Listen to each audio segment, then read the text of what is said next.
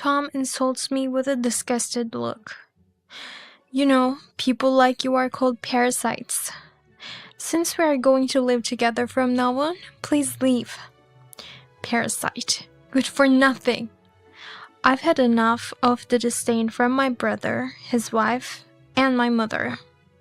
I'm not a saint either. There is no need to be kind to people like them. Let them regret the way they treated me. I decided to bring them down to hell. My name is Emily, a 37-year-old office worker. I live with my mother. 3 years ago, when my father passed away from cancer, he asked me to take care of my mother, so I returned home. I've been living with her for 3 years, mainly due to the promise I made to my father. My mother never appreciates me. Instead, she demands things as if it's her right. I'm going to lunch with friends. Give me some money. I need to buy a birthday present for someone. Give me money. This vacuum cleaner is old. Buy a new one. She constantly relies on me, and it's really troublesome. If I decline, she becomes infuriated with a terrifying expression. When she's in one of her hysterical moods, it's really draining.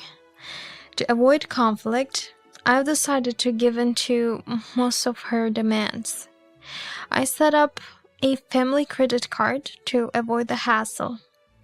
I made sure to link it to a separate bank account. Fortunately, being a single office worker at my age, I earn a good salary. Additionally, I have been investing in stocks and other investments since my early years. So I have a significant amount of savings and other assets. I never told her about my finances, fearing she'd take advantage. My monthly expenses, including those of my mother, were about $2,684, mostly spent by her. It may seem wasteful, but I'm not strong enough to cut her off. I respect my father greatly. His diligent, kind, and upright character was something I looked up to. It was also from my father's teachings that I started investing early on. I started saving early and began investing once I had a decent amount. With my father's guidance, I was able to progress smoothly in my investments. I would often consult my father whenever I faced difficulties. When I first started working, I used to go out for drinks after work with my father. We would avoid discussing work at home due to my mother's temperament. Thanks to his advice, I began to excel in my job and developed a passion for it. As a result, I'm still single and dedicated to my work. I managed both my work and household chores, as my mother would push even the housework onto me. Over time, I got used to it and became more efficient, especially in cooking. It felt like I had inadvertently trained to become a bride. It would be nice to show that off if someone ever wanted to marry me. Anyway, setting aside those uncertain future stories, I lived a life bound by my mother. I thought I'd have to break away from such a life eventually. Amidst that, another troubling aspect was added to my life. It was the presence of my brother and his wife. My brother, who is 2 years older than me, Tom, and Catherine, his wife, who is the same age as me, started visiting our family home frequently. It's fine for family members to visit the family home, but Tom and I never really got along. We had contrasting personalities and often clashed. I was pragmatic like my father, while Tom was the kind who would spend all his salary and buy anything. Even as a child, he spent his allowance immediately without any planning. thinking as long as he was enjoying the moment, it was okay. And the cunning part about Tom was that he always had our mother on his side. Tom was good at getting spoiled and would beg Mother whenever he ran out of pocket money. "Mother, there's something I want. I'd be happy if you bought it for me. I'll help with the housework. Thank you for always working hard for us." Tom would always flatter and praise Mother like that, and she would end up buying him anything he wanted. Additionally, Tom was good at sports and was quite active in his club activities. He played soccer and seemed to be skilled enough to be selected for special teams. Such noticeable achievements were often the topic of conversation, and he received a lot of praise from our neighbors. To our mother, Tom was a son she could brag about, and she felt as if she was being praised just by being with him. Naturally, she would end up spoiling him even more. While I was academically strong, I didn't excel in anything else, so there weren't any obvious points of praise for me. Visually, I looked average, and I believe many neighbors recognized me more as Tom's sister. Thus, my mother seemed to adore Tom and looked indifferent towards me. I think she didn't like that I was close to our father. And since Tom and I didn't get along, Mother naturally took Tom's side. My father tried to treat both Tom and me equally, but Mother always favored Tom. As a result, Tom became even more arrogant and started treating me poorly. "Hey, move. You're in the way." "No, I'm watching TV right now. The anime I want to watch is about to start. So, move off the sofa." "What? But you recorded that anime, haven't you?" "I want to watch it in real time. Just move." Tom has tried to push his selfishness like that. And since Mother sided with Tom, whenever Tom and I argued, she would always back him up. "Emily, give it to Tom already. Tom's show is about to start." "But I'm also watching my show." "Don't be so selfish. Just let him watch. Go back to your room." Mother would scold me like that. As I got up, Tom would smugly sit on the sofa. Mother would then bring snacks and juice for Tom. She never gave any to me, always treating Tom specially. When my father wasn't around, Mother really favored Tom and treated me negligently. Having grown up in such an environment, I naturally distanced myself from Tom as we became adults. I still remember the first time I met Tom's wife, Catherine. "So you must be Emily, huh?" Just as Tom described, you're plain and tacky. What? Catherine said this to me at the formal meeting between our two families. Even though her parents reprimanded her for it, she was laughing about it with Tom. In that instant, I instantly disliked her. Every time we met during a Christmas or summer holiday, she would insult me. "You're the same age as me and still not married? Or maybe you've never had a boyfriend." Catherine always mocked me like this. Tom would join in, making fun of me too. "No man would ever date someone like you. You're good for nothing." They would insult me, especially when our father wasn't around. My mother, of course, would always side with Tom and just laugh along. She never defended me. This made me feel awful every time our family gathered at our parents' home.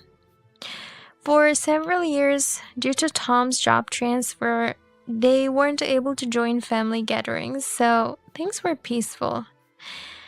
However, recently Tom was transferred back here and started visiting often, regardless of whether it is the Christmas or summer holiday.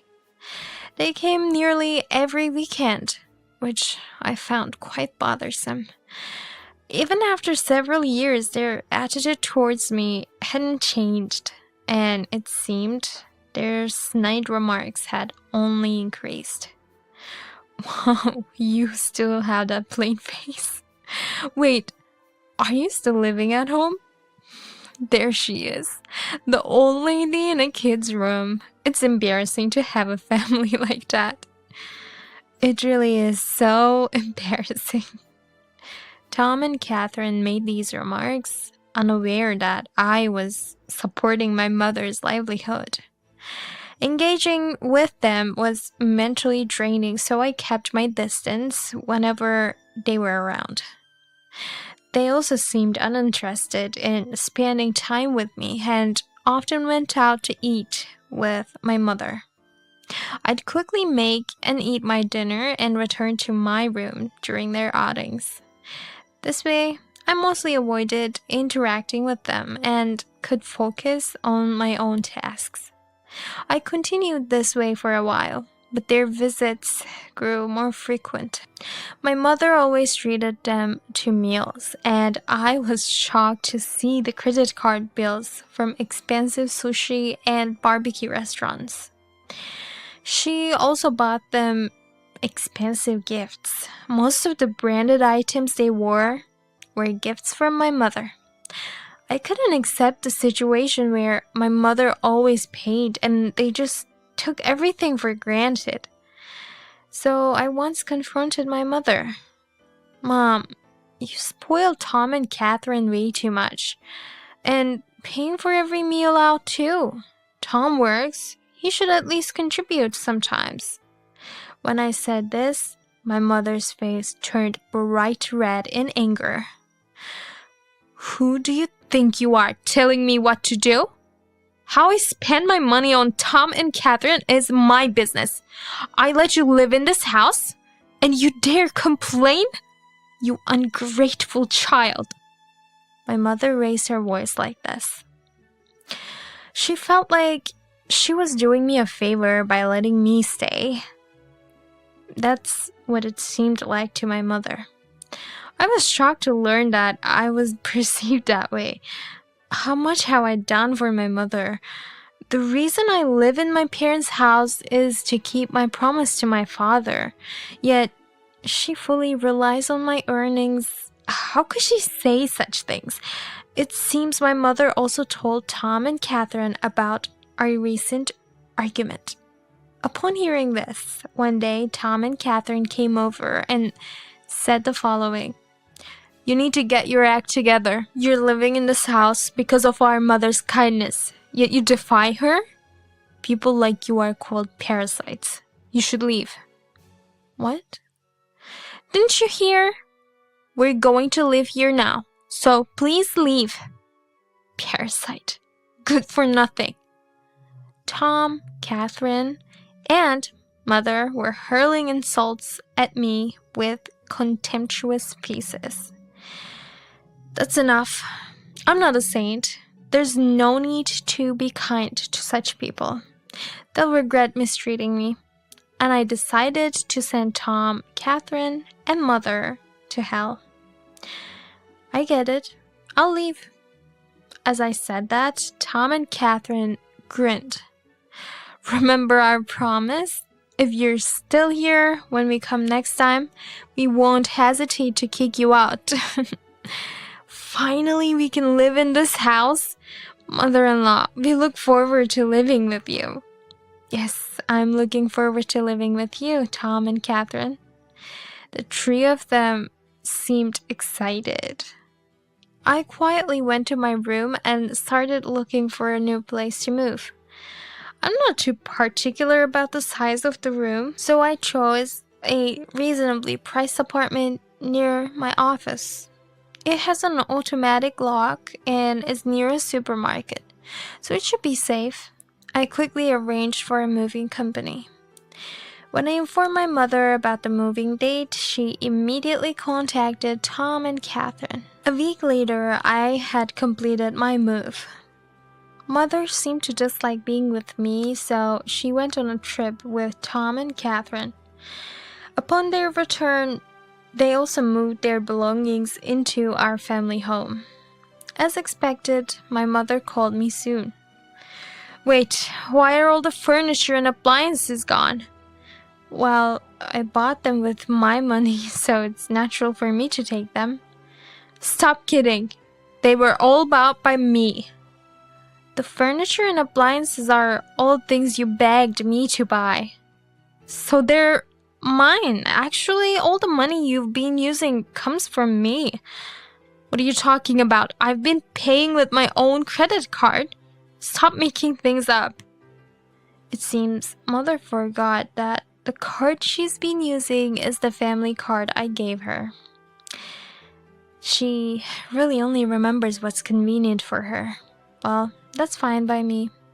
I casually responded and hung up the phone. She eventually got angry and said she'd just buy new stuff. But now she can't buy anything anymore. It's because when she used her card, I reduced the balance of my account to 0. And a few days after that, I got a call from Tom. "Hey, what the hell is going on? Why can't Mom's credit card be used anymore? You did this, right?" Tom gets angry in this way. Surprisingly, his intuition seems to be sharp. Saying it's my doing is a strange way to put it, but I just did what's natural. I used to support Mom's livelihood, but since I was kicked out of the house, there's no need for that anymore, right? That's why I zeroed out the balance of the credit card account Mom uses. I'm just trying to make sure she doesn't get wasted before I cancel the card. Wait, so you were actually the one funding everything? Yes, that's right. The sushi and the grilled meat you and Catherine enjoyed, the brand name clothes and bags you wore with pride.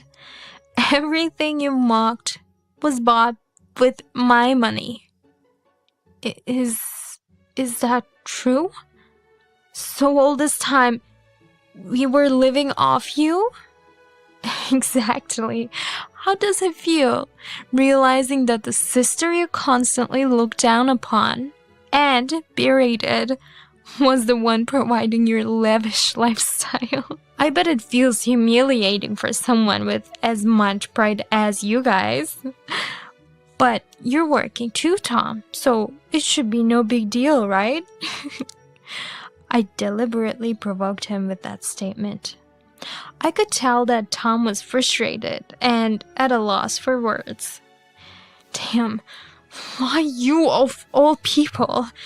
It seems like someone else was listening on the call via speakerphone. I could hear Catherine interrogating my mother. Mother-in-law, why didn't you tell us? Wait, doesn't this mean you don't have any money at all? Mother seemed flustered and overwhelmed by the accusations. I'm sorry, I just assumed there was a lot of inheritance from your father. It's true that my father left some inheritance, but due to Mother's excessive spending habits, not much of his wealth remained. That's why he had always advised me to accumulate as many assets as I could. Well, figure it out yourselves. I just left as you told me to, and I'm cutting ties completely with both Mom and you guys. Goodbye. Hey, wait, the conversation isn't... Saying that, I hung up the phone and blocked his calls. Later on, I received messages from my mother and Tom asking for help, and a new fact came to light. It seems Tom thought he could live leisurely forever if he lived with our mother, so he had quit his job. It's not surprising that he would think we had a significant amount of assets given how lavishly we lived. Currently, Tom and Catherine are hastily working part-time jobs and they finally managed to buy some household appliances. But the luxurious lifestyle is gone and the trio, Tom, Catherine, and Mother, constantly fight. Every time I receive emails from either side asking to live with me. However, I have already cut ties with them and ignored all their emails. Living alone now, I feel very comfortable and there's no need for me to get involved with Tom or Mother anymore. I believe I've already fulfilled my promise with my father. From now on, I intend to work hard in my job and investments, continuing to increase my assets. And gradually, I think I'll start focusing on romance and marriage as well.